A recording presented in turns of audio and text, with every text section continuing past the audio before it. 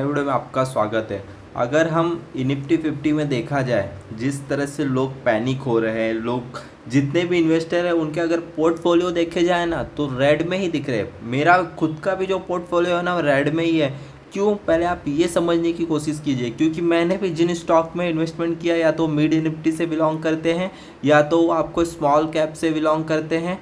ये सारी चीज़ें इसमें है। अगर हम निफ्टी 50 के टॉप 10 कंपनीज या टॉप 50 कंपनीज में भी इन्वेस्टमेंट किए रहते हैं तो हमारे पोर्टफोलियो पर उतना असर नहीं पड़ता, क्योंकि निफ्टी 50 में कोई उतना, अगर आपको देखा जाए तो 1 से 2% या 3% का ही गिरावट देखने मिला है, जबकि मिड निफ्टी स्मॉल कैप में एक बहुत ही अच्छा खासा 40-50% का गिरावट देखने मिला है। तो आपको ये एक चीज़ समझना पड़ेगा कि अगर आप बिगनर हैं, आपको उतनी नॉलेज नहीं, आप इन्वेस्टमेंट करने चले हैं, तो आप निफ्टी 50 की ना जो टॉप कंपनीज 10 टॉप कंपनीज है ना, तो उनमें आप लॉन्ग टर्म व्यू से ना पैसे इन्वेस्टमेंट करते हुए जा सकते हैं। और आपको खुद को मालूम है कि HDFC बैंक हो गया, उसका अगर मार्केट कैपिटल ही देखा जाए तो 10 लाख करोड़ का है। अगर ICI बैंक हो गया, कोटक हो गया, और आपको मैं रिलायंस इंडस्ट्रीज देख लीजिए, इन्फोसिस देख लीजिए, महिंद्रा एंड महिंद्रा।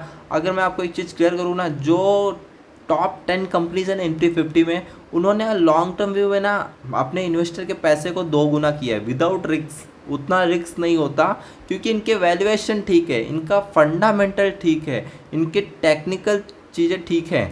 इसके लिए मैं हमेशा कहता हूँ, अगर आपको रिस्क नहीं लेना है तो निफ्टी 50 की टॉप 10 कंपनीज में आप इन्वेस्टमेंट करते चलिए, ताकि आने वाले समय में आपके पैसे को 2 गुना करें। 2 गुना नहीं तो 50 to 70-80% का रिटर्न इजीली दे ही देगा।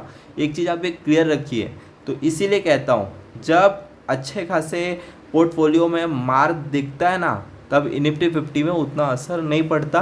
क्योंकि आप अब रिलायंस को देखिए, मैंने खुद बाई किया था 24 पे, अभी 29 के आसपास है।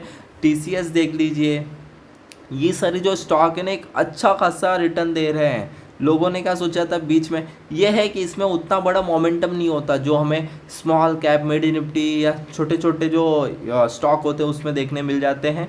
बट अगर आपको विदाउट रिस्क मार्केट में क्रैश आता है, आपको उतना उससे फ़र्क ना पड़े, विदाउट रिस्क आप किसी ऐसे स्टॉक में इन्वेस्टमेंट करना चाहते हैं जो आपके पैसे को धीरे ही धीरे लेकिन 2 गुना करके दे दे, तो आप निफ्टी 50 के 10 स्टॉक को उठा लीजिए। उसमें जितना भी गिरे, अगर उसमें गिरावट देखने मिलता है तो आपके लिए बेस्ट अपॉर्चुनिटी होती है कि आप उसमें बाय करें, आप इन्वेस्टमेंट करें। एक चीज़ आप ध्यान में रखिए। तो मैं इसीलिए कहता हूँ, अगर उसमें आपको 10, 15, 25, 30% का अगर गिरावट देखने मिलता है तो आप उसमें बाय करते हुए जा सकते हैं। मैं आपको एवरेज का मतलब समझाता हूँ। जब कोई फंडामेंटली स्टॉक है, वो स्टॉक मतलब फंडामेंटल उसके बहुत ही ठीक है, वैल्यूएशन ठीक है, टेक्निकली ठीक है, तो अगर उसमें गिरावट देखने मिलता है ना तो आप उसमें एवरेज कीजिए, ना कि अगर वो भाग रहा है तो उसमें एवरेज कीजिए। एक चीज़ आप क्लियर हो जाइए, क्योंकि मुझे बहुत सारे मैसेज आते हैं, तो मैं हर लोगों को पर्सनली तो नहीं कर सकता, बट मैं बता रहा हूँ, अगर फंडामेंटली आप किसी भी स्टॉक में इन्वेस्टमेंट कर रहे हैं, उसमें गिरावट देखने मिल रहा है तो आप एवरेज कीजिए, ना कि वो भागने पे एवरेज करेंगे आप। ऐसा ही मैं आपको एक चीज़ क्लियर करता हूँ। अभी जिस तरह से सबके पोर्टफोलियो रेड में दिख रहे हैं, तो इसमें भी कुछ मिड निफ्टी से ही स्टॉक है जो एक अच्छा खासा रन दिखा है, अभी उसमें गिरावट देखने मिल रहा है। बट मैं एक चीज़ क्लियर करता हूँ, उसका फंडामेंटली चेक कीजिए, आपके एडवाइज़र या फाइनेंशियल एडवाइज़र या खुद भी रिसर्च कीजिए। अगर उसके फंडामेंटली ठीक है, टेक्निकली वो ठीक है, ऐसा ना कि वो मिड निफ्टी से है तो आप उसको छोड़ दीजिए, मैं ऐसा नहीं बोल रहा हूँ। बट आप उसके फंडामेंटल, उसके वैल्यूएशन चेक कीजिए। अगर वो अच्छे हैं तो आप उसमें भी बाय ऑन डिप का स्ट्रैटेजी ले सकते हैं, और आपके पैसे को एक शॉर्ट टर्म या लॉन्ग टर्म में अच्छा खासा वेल्थ ग्रो होते हुए देख सकते हैं। और आपको मैं एक चीज़ क्लियर बता दूं कि आप मार्केट में पेशेंस रख के आइए, रिस्क मैनेजमेंट सीख के आइए, तो आपके पैसे आप वेल्थ ग्रो कर पाएंगे। आप पहली बार तो इतने जो छोटे छोटे क्रैशेस आपको देखने मिल रहे हैं या गिरावट देखने मिल रही है, उसमें आप पैनिक मत होइए। आप एक अच्छे इन्वेस्टर बनने का मतलब एक रिस्क मैनेजमेंट समझ के चलिए, तो ही मार्केट में आइए। मैं एक चीज़ क्लियर बताऊँ, क्योंकि मैंने खुद भी लॉस किए हैं और मेरे खुद का पीएल में अच्छे खासे लॉसेस है, लेकिन जब से मैंने रिस्क मैनेजमेंट को समझा है तब से मुझे मतलब कहते हैं ना, लॉसेस देखने को नहीं मिले हैं। तो मैं आपको यही बोलता हूँ, धीरे धीरे करके समझिए, ना कि एक मोटा अमाउंट आप इन्वेस्टमेंट कर दीजिए कि आपको लॉसेस देखने मिल जाए। छोटे छोटे अमाउंट लेके रिस्क मैनेजमेंट के साथ पेशेंस रख के आप मार्केट में आइए, आपको एक छोटी छोटी अमाउंट प्रॉफिट दिखने को ही मिलेंगे लॉन्ग टर्म में।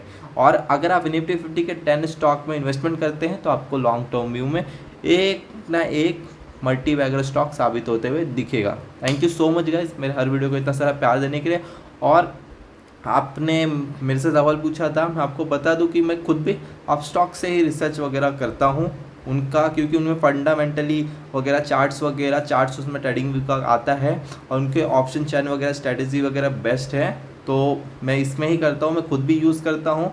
और अगर आपको भी मेन क्या है, अपस्टॉक्स में आप free open demat account open कर सकते हैं। तो अगर आप मेरे डिस्क्रिप्शन में जाइए, उसमें लिंक दिया हुआ, आप वहाँ से इसको डाउनलोड करिए। और आप भी जो नए लोग हैं मेरे वीडियो को देख रहे हैं, तो वहाँ से आप अपस्टॉक्स मेरे लिंक में जाके अपस्टॉक्स को ओपन डीमेट करके अकाउंट आप उसमें इन्वेस्टमेंट कर सकते हैं। Thank you so much guys.